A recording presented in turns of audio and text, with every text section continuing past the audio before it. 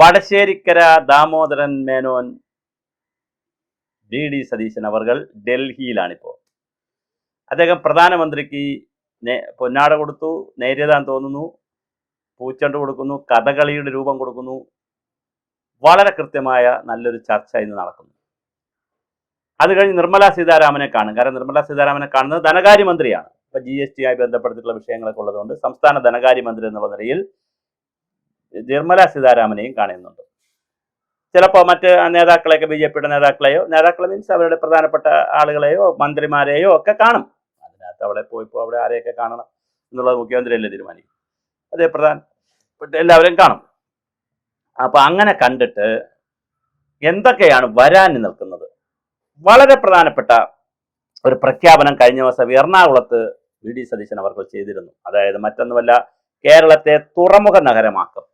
തുറമുഖ നഗരമാക്കണമെങ്കിൽ വളരെ പ്രധാനപ്പെട്ട കാര്യമാണ് വിഴിഞ്ഞം തുറമുഖത്തെ കൃത്യമായി അതിൻ്റെ പ്രവർത്തനങ്ങളെ കൂടുതൽ വിപുലീകരിക്കുക എന്നുള്ളത്. അപ്പോൾ അത് അദാനി ഗ്രൂപ്പുമായി ചേർന്നായിരിക്കും ചെയ്യുന്നത്. അടുത്ത് ചിലപ്പോൾ അതിൻ്റെ തർക്കവും വഴക്കമൊക്കെ ഇവിടെ നടക്കും, അത് വേറെ വിഷയം. പക്ഷെ എന്നാൽ പോലും വിഴിഞ്ഞം തുറമുഖവുമായി ബന്ധപ്പെടുത്തിയിട്ടുള്ള വലിയ സാധ്യതകൾ ഒരുപക്ഷെ പ്രധാനമന്ത്രിയുമായി ചർച്ച ചെയ്യാനുള്ള സാധ്യത വളരെ കൂടുതലാണ്. PM ശ്രീയിൽ ഒപ്പിടുന്നതുമായി ബന്ധപ്പെടുത്തിയിട്ടുള്ള കാര്യങ്ങൾ ചർച്ച ചെയ്യാനുള്ള സാധ്യതയുണ്ട്. ആയുഷ്മാൻ ഭാരതയെ കുറിച്ച്, ആരോഗ്യ പ്രോജക്റ്റിന് ഇൻഷുറൻസിനെ കുറിച്ച് ചർച്ച ചെയ്യാൻ സാധ്യതയുണ്ട്. തൊഴിലുറപ്പിനെ കുറിച്ച് ചർച്ച ചെയ്യാൻ സാധ്യതയുണ്ട്.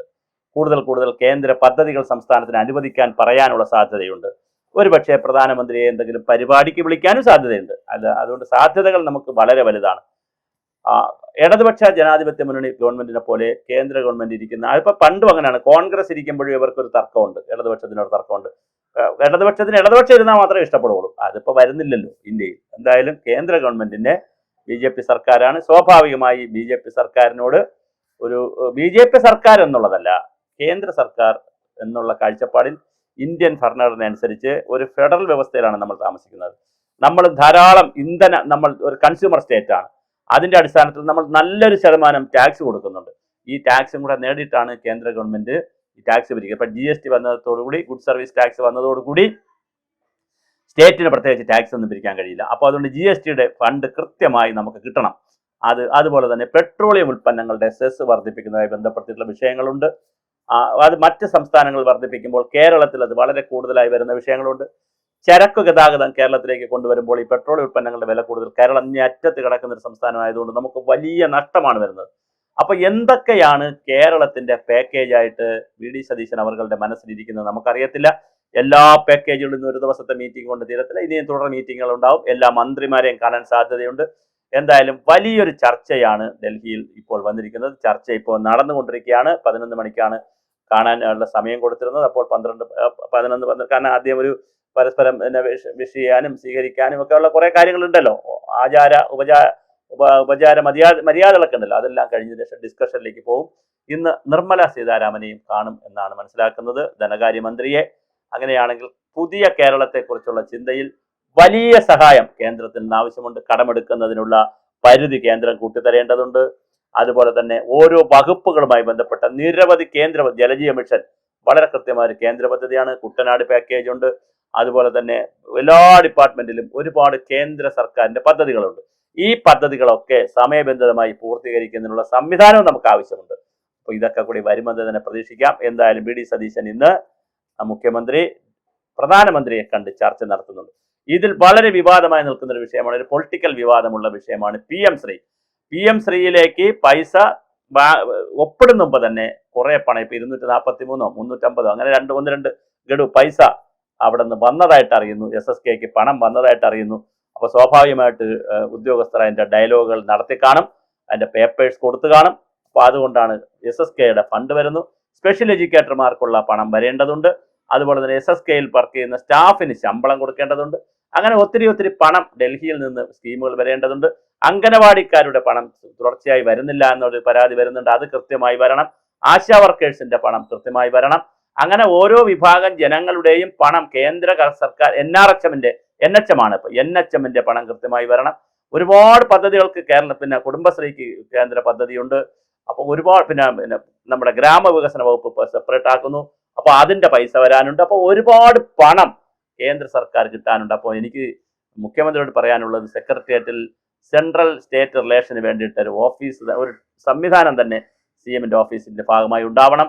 അതുപോലെ തന്നെ അത് ഒരു സംവിധാനവും CMന്റെ വകുപ്പിൽ ഉണ്ടായത് നല്ലതാണ്. Central state relation, centrally sponsored പ്രോജക്റ്റുകൾ ചെയ്യാനുള്ള സംവിധാനം, അതിൻ്റെ ഒരു ഓഫീസ് കേരള ഹൗസിലും ഉണ്ടാവുന്നത് നല്ലതായിരിക്കും. തമിഴ്നാട് ഹൗസുകാരൊക്കെ അത് ചെയ്യാറുണ്ട്. തമിഴ്നാട് ഹൗസിലും തമിഴ്നാട് ഗവൺമെൻറ്റും ഇത് ചെയ്യാറുണ്ട്. സെൻട്രൽ സ്പോൺസേഡ് സ്കീംസിന് മാത്രമായിട്ടുള്ള എല്ലാ വകുപ്പിലെയും സെൻട്രൽ സ്പോൺസേഡ് സ്കീമുകളിൽ നിന്ന് പുതിയ പുതിയ സ്കീമുകൾ കൊടുക്കാനും ഉള്ള സ്കീമുകളിൽ പൈസ കൊണ്ടുവരാനും കൊണ്ടുവരുന്ന പൈസ വളരെ കൃത്യമായി ഇവിടെ ചെലവാക്കുന്നു എന്ന് ഉറപ്പുവരുത്താനുമുള്ള ശ്രമങ്ങൾ നടക്കട്ടെ. അത് നടക്കുമെന്ന് തന്നെ നമുക്ക് പ്രതീക്ഷിക്കാം. എന്തായാലും വളരെ കൃത്യമായിട്ടുള്ള കേന്ദ്ര സംസ്ഥാന ബന്ധങ്ങളാണ് നമുക്ക് വേണ്ടത്. ആ ബന്ധങ്ങളിൽ ഞാൻ ഈ സൂചിപ്പിച്ചതുപോലുള്ള കാര്യങ്ങൾ നടക്കുമെന്ന് തന്നെ നമുക്ക് പ്രതീക്ഷിക്കാം.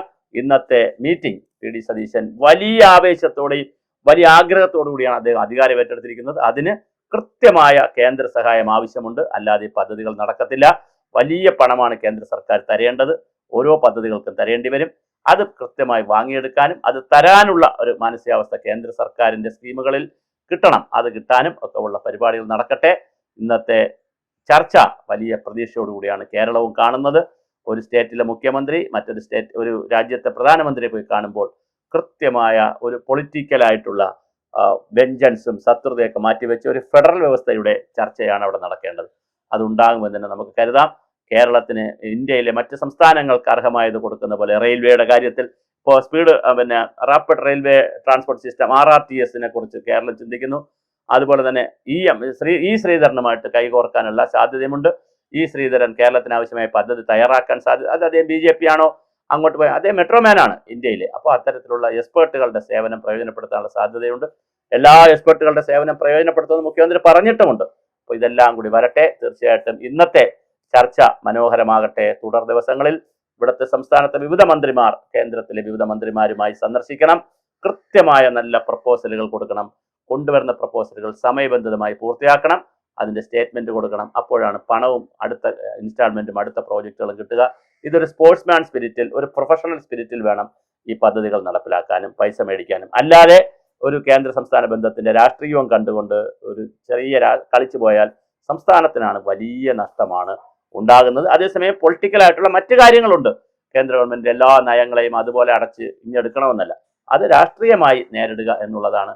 ബ്യൂറോക്രാറ്റിക്കായി അഡ്മിനിസ്ട്രേറ്റീവായി അത് നേരിടാൻ നടന്നാൽ സ്റ്റേറ്റിന് വലിയ നഷ്ടമുണ്ടാകും.